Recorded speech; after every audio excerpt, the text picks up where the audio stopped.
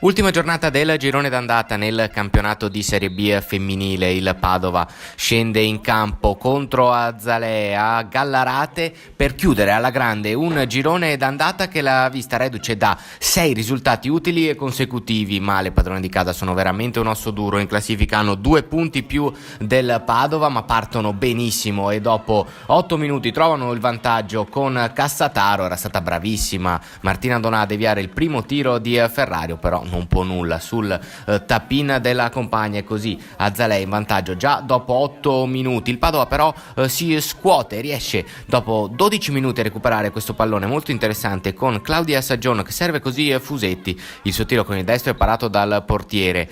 19° minuto e questo è un bellissimo gol di De Luca direttamente su calcio di punizione con il sinistro. Qua veramente c'è solo da applaudire l'attaccante lombardo. Il Padova però subito questo gol sbanda parecchio, rischia tantissimo. Qua ancora brava Donà sul tiro di Ferrario, poi calcio d'angolo 25° minuto, la palla arriva ancora a De Luca che lascia partire un altro sinistro che sfiora il palo.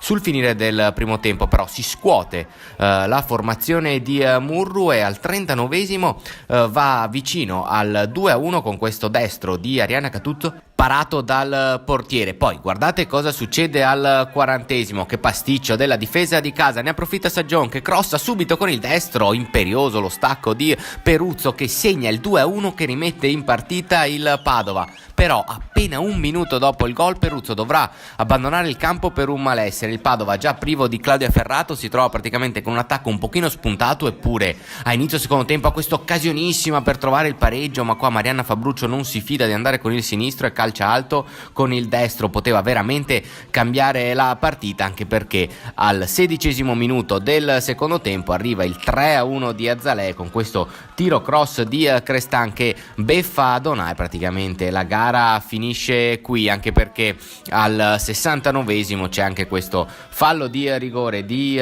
Donè su Cassataro.